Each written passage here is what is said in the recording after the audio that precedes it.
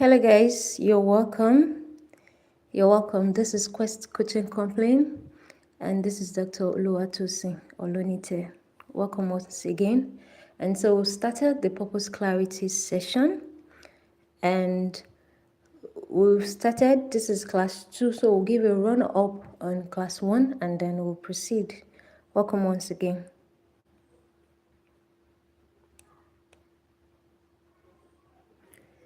Hello, hi, you're welcome. Hello, Bamto. Hello, Anointed. You're welcome. Good to have you. Please give me an emoji if you can hear me.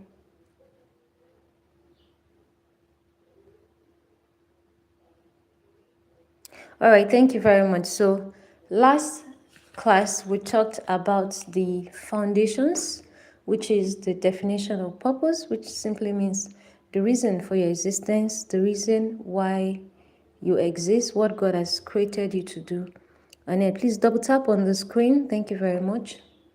And we also talked about work, we talked about career, we talked about interest, meaning the many different things that you're interested in. You know, you might not necessarily be passionate about them, but they catch your fancy, they tickle your fancy. You know, you want to have conversations around them. You're involved in conversations or discussions around them. We mentioned those things as interest.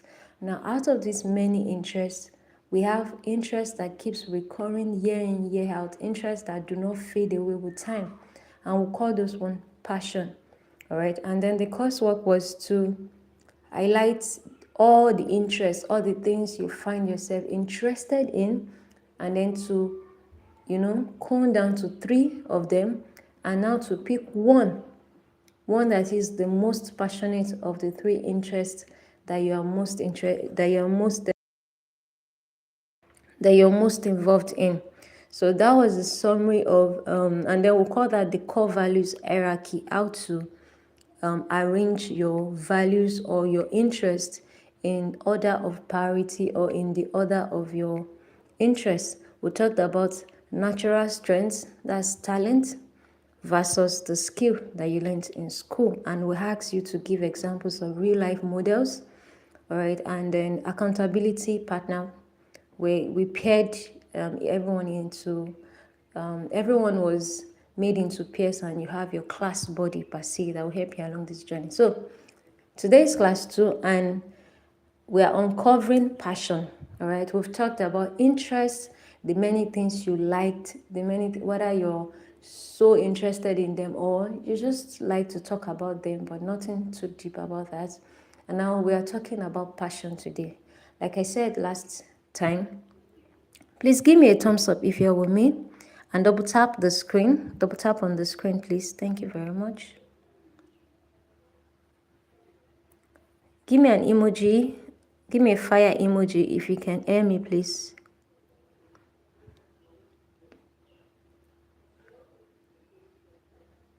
Can you hear me, please? Double tap on the screen.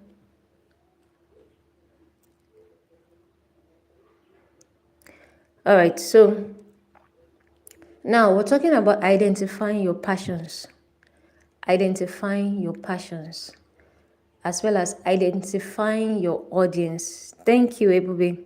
So identifying your passions are, out of all the many things you're interested in, the ones that does not fade away with time, the one that doesn't fade away with circumstances, the one that does not fade away with situation. That means whatever situation you find yourself, if you are not able to do that thing, you find a way, you devise a means to do it. For some people, it could even put you in trouble. You don't mind because it's fire. Please double tap on the screen. Thank you very much. You're welcome, Bamto. Anointed Ebube, you're welcome. You're welcome. Okay, please double tap on the screen. Double tap on the screen. Thank you very much. Okay, so the many interests and then your passion, which is out of all these interests, this one stands out. This one is, it's like fire locked up in your bone. You cannot put a fire, under your clothes. no, it will burn out, or it would, you'll be tripped up. You have to like take it out so that others can see it. You can't cover it. All right, people, you always find its way of expressing itself. People just tell you, oh, you're very good at this thing, even when you're not actively trying, to do it. You just find a way. It's like smoke. It finds a way of coming out. And then, sometimes, especially comments, good comments from good people, they are mirror. All right, think I'm back now. All right, so they are pointers. They show you, oh, this is something you should go for. This is something you can build a career on. This is something that you do very. Shidima, you're welcome. This is something you do very well in. Go for this, go for that. Yeah. So identifying those passions. Number one, the things you like doing. The things you like doing, even if you're not going to be paid. That's one way to know this is my passion. Number two, the things that over the years they stayed with you, especially those things that have been with you before the age of 5. Like when there was no societal expectation, when there was no social, stereotype and what's it called now, and modeling. You're not trying to like show off or prove a point to anybody. You're just a baby. Nobody expects anything from you, but you keep, you like disassembling toy cars. You assemble them back. You like playing with Lego. You like picking up scraps from your dad's old radio, and then you match it up with a translator or transistor from another car. You just do something very interesting and all. And then your heart have always been interested. When a car passes by, you're always thinking, how does this car move? Those are indicators of things you're passionate about. Maybe you're meant to be a mechanical engineer or an automobile designer. All right, so all those things are reflector of what you could be when it comes to career, all right, or what's the area you could niche down in career-wise. Yes. Now the other thing is identifying your audience. No, sorry, I'm still on purpose. Number one is you're good at it, you know yourself. Number two is it does not go away with time. It's been with you. You're now 20, 21 years. It is still with you. You still enjoy listening to music. You still enjoy traveling. You still enjoy cooking. You still enjoy talking about playing or stars and moon, and you still enjoy talking about dressmaking and assembling fashion pieces and all that. You just didn't drop it. It continued with you. The third thing is people can also be mirror. What are people saying consistently that you do? You talk a lot.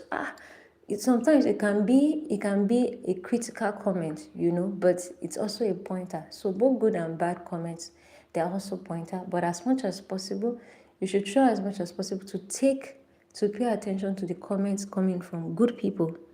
All right, so it's not manipulation for you to condition you to be in a certain way or to think in a certain way, especially in this very stereotypic side of the world that we are in. All right, the global south, there tends to be that stereotypic manipulation. It's subtle, but if we look at it in the grand scale and the consequences of those comments and those attitudes and those gestures, they're just subtle gestures. You're trying to draw, you're making a painting, you're excited, and a family member just walk by and say, oh, is this what you want to be doing now? As simple as that comment can be, it can just place like a mental embargo on you to be able to definitely go for a course in that. Even if you're passionate about that, you might not say, oh, okay, maybe if you do this now, they're not going to approve of it, or you'll get in trouble, or they won't support it, and you really need their support, and then you erroneously went to fill in nursing or architecture, or medicine or engineering, or pilot study, something that makes them feel like, oh, the big names in society and whatnot. And trust me, mindsets are changing now. Nobody cares about your title, and nobody really cares about or I won't say nobody cares about title. I would say people's mindsets are more open now to the fact that you can get a doctorate degree in any profession. You can be a Yoruba lecturer and people still refer to you as doctor.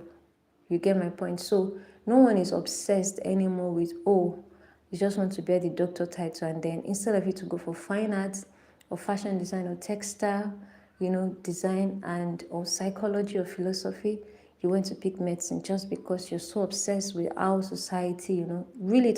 And I make a joke. I say, even us that have the title, despite the old stress and all, I'm not freaked. I could as well go to a place and you just refer to me as Oluwatosin or Tosin, and I'm cool, I'm good. But you see people, I don't know, they get so obsessed with it. Some waste 4 or 5 years writing jam over and over again just to enter medicine. I'm like, why are you wasting your time?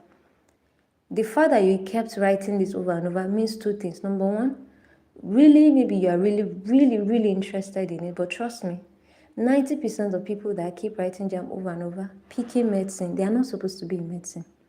They're either just being stubborn or they have very manipulative and oppressive parents or guardians that just wants them to go for that course, even when they're not going to do well there or that's not their part in life. So it's really sad sometimes. Some stories are really hard and we can keep talking over and over about these things, but I keep telling people it is left to you to know what you want. We're in an era where you can't blame anybody again for if you do anything or you make any mistake, the onus is on you. It's just on you to sort yourself. So don't allow anyone, make you make a wrong decision that you'll be struggling with. So all of these are ways to identify your passion. Now, identifying your audiences. Who are the people that this passion is towards? Oh, I enjoy talking about children's content. Who are my audience?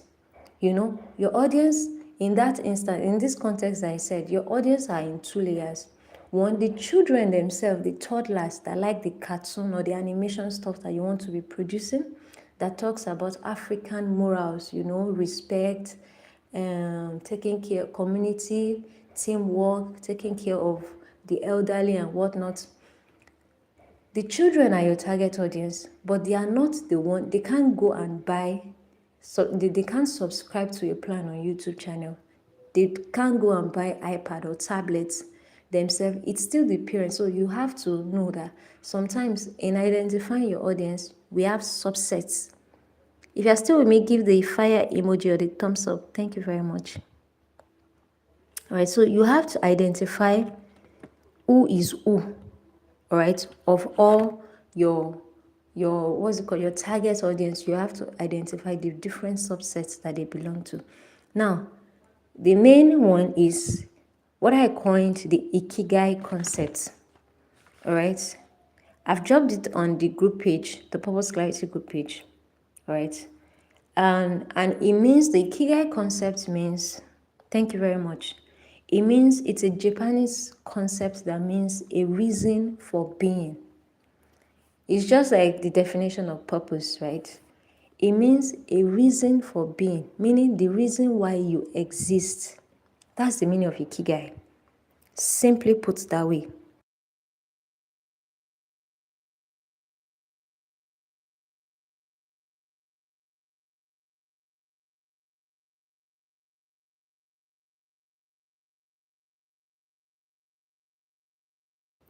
All right, thank you very much. So that's the simple meaning of Ikigai.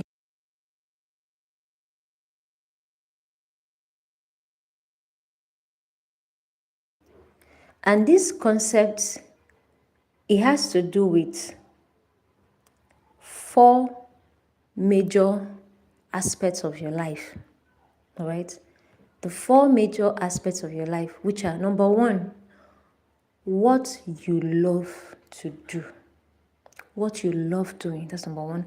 Number two, what you are good at. Okay? Either naturally, remember we said about natural strengths, which is your talent, what you're born with. Either it is genetically passed down or you are among the first in your generation to exhibit that particular trait. They are natural strengths that comes easily for you. For some people, They are very good with public speaking. They have oratory prowess, all right? They don't have to like go to do so much research to talk on. They can, you know what we call the spontaneous mic challenge. They win back to back. They just give them the mic and substance value will be discharged. It comes naturally to them. All right, that's natural strength. For other people, it's on the pitch. They are very good with playing football, or they are very good with cracking puzzles. No matter how hard the problem is, just put them on that board or on the team. They'll crack it. They will solve the problem. That's a natural strength. That's talent. Now, the other side is skill. This one is called is technical. It's pragmatic. That means you went to learn it. Example is hairdressing, hair making. You know, hats. You know, you learn how to draw better, even if you naturally have the talent to draw. You now went to art school, or you went to understudy in an art gallery under an art master who taught you how to make portraits properly. You know, there's a difference between you just drawing cups, bed, chair, table, and whatnot, or a market scene, and it looks very good, than when you are commissioned to draw someone and it looks like the real life figure of that one. Now that's another level of skill. So it's not everybody that knows how to draw that can make real life portrait. I can draw, but for years I struggled like to be able to draw real. I try as much as possible, but I still feel like I'm still not as good as the pencil portrait experts that have spent years and years and years just mastering that art. So that comes under skills. So talent comes naturally to you. You are born with it. Skills, you went to learn it. So that is the second part of what you are good with. Now, the third part of the Ikigai concept says, what can you be paid for? Of all of these things that you're good at, you went to learn it, and you enjoy doing, what you can be paid for. That's the third part. Okay, can people actually bring out money and give it to you for what you do? Or for example, someone that makes a caricature on a piece of paper about the map of Brazil. You just draw the map of Brazil and everything. It looks good and all that.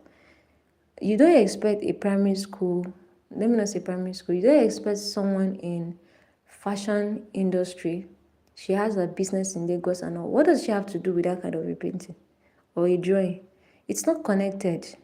She does not need it. All right. It's not related to what she does. So she will not pay you for that drawing. All right. So the third part is what you can be paid for is very important. I feel this is where a lot of people struggle. And this is also where the global south of the world where we are has not really been that favorable to a large number of youth. All right. People are passionate. People have gone to school to learn, but they've not been able to come down to the things that they can actually, do to be paid well in that particular thing that they love, and they went to school to learn. And I think that's also one of the reasons that pushes people to study courses, that supposedly promises financial stability, like medicine, nursing, and law maybe, and the other profession. But over the years now, nobody has to tell anybody that. I think doctors are currently on strike now. So nobody has to tell you that code is long blown off. Nobody goes to medical school because of money anymore now. Doctors aren't the richest anymore in Nigeria. In fact, they are poorly treated. They are not well treated as they should be treated and all. They have to go on several strikes just to get the allowance they are promised for years back. So anyone still going to medicine because of that, I don't know. We don't know what to say to that person. It's not lucrative as it used to be, and you really have to genuinely be interested in medicine, especially in Nigeria or in Africa right now as I speak, for you to really want to go for any medical course. With the way medical professionals are treated right now, you really have to know what you are doing. It really has to be purpose for you to go into the medical. If it's not, please, you're wasting your time and you're not being serious with life. right? So know what you are doing, go where your strength is, and stay there. It might be tough at first, it might be a bit rough at first, but knowing you're right in the center of your will keep you there. And then when the big box comes, it will meet you there. Why? Because you're able to commit, and you're able to commit because you're genuinely interested in that thing. So passion helps you to stay for the long run, so that when the big bucks come, when the prosperity in that field opens up to you, you are there to enjoy it. All right. Thank you, Shinedu. Thank you. Now, the fourth leg is what the world needs. Okay, what the world needs. Yes, we know you are good at this. We know you have gone to learn skill. You are being paid for this thing, but who are the people paying you? Is it just one or two very rich person in Ikoyi, in Banana Island, or one person that collects art in Italy that just collects it and then puts it inside the house and lock it up? Nobody enjoys it. Nobody, it's not, nobody gets access to that painting. And I think one thing that can really depress an artist is for someone to get their artworks and then right in front of them set that artwork on fire. Like the person sets it on fire. Like, all right, I think we're back. Pardon that. Okay, so right before the artist's very eyes, the person sets that work on fire. You can imagine how very traumatizing that would be. At that point, it's no longer going to be, oh, the money that the person paid. It's going to be, I spent 2 years of my life to make this drawing because it's important, it matters to me. I thought you're going to put it in a gallery, or you're going to put it in your house and talk about it for the rest of your life and pass it down generations. So the fourth part, even if you like it, you are good at it, people can pay you for it.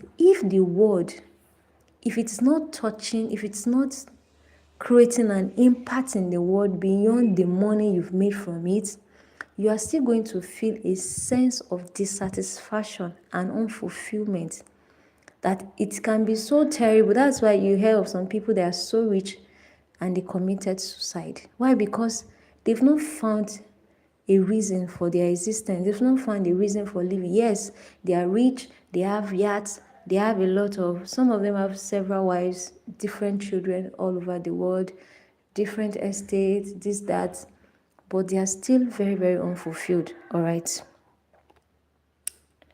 Now, so we'll pick each one. These 4 parts, if you're still with me, give me the fire emoji. Thank you.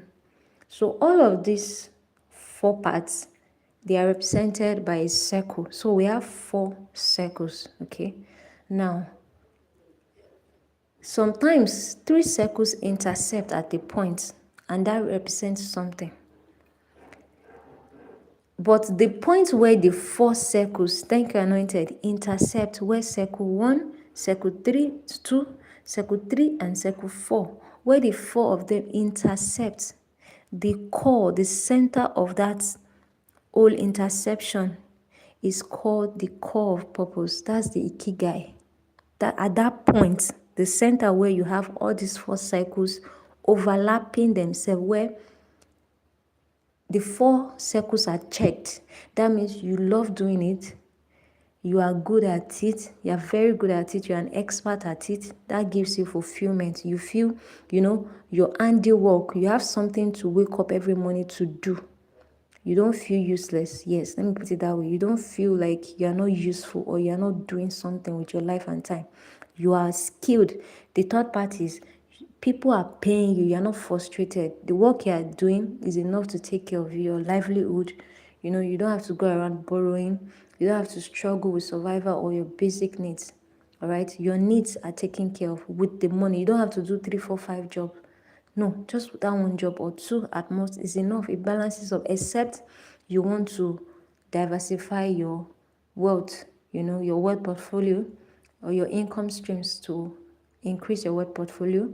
Okay, that's why you are doing that, not that you can't, the work is not enough to take care of your basic needs. Hope you get that. Now, this same job now impact the world. It's impacting people beyond the profit you are making. People's life are being blessed. All right. You see where all of this for check off will say that you are living fully in purpose. Please, if you are with me, type purpose in the chat box. If you've gotten to this point where I just mentioned, if you've not taken anything out of all this, this is the core message of today's class. Where these 4 parts check, that's where your full purpose, that's when you say you are in purpose, all right? It's not, you don't get there in like I said, it's process. And the earlier, the better. So I'm really happy, and I'm saying congratulations to you guys that are on this purpose clarity class, because now you know. If you've known before, now you know better. Now you have more clarity on, oh, I think I'm only interested in this thing, but I don't think I'm going to do it fully. I'm not going to major my entire life career on it. It's just something I'm interested in that I can put aside as a hobby, or I can create a side business. Then I'll come back to it after retirement, to do it. But I don't think I am that passionate, all those things. You're having clarity by joining this class. All right, so thumbs up to you. Thank you, Ebube. Now, we'll pick the first part, which is when we say passion. Remember I say passion is fire in your bone. It means what you love. And because you love that thing, you have gone ahead to develop your skill in it. All right? Either you're born natural. Please, if you're still with me, give a fire emoji, please. Thank you, thank you, thank you, thank you. Our network is blessed this morning. Okay. So, now, I was talking about the intersection of what you love, what you are good at, and what the world needs. Please give me the fire emoji if you're still with me.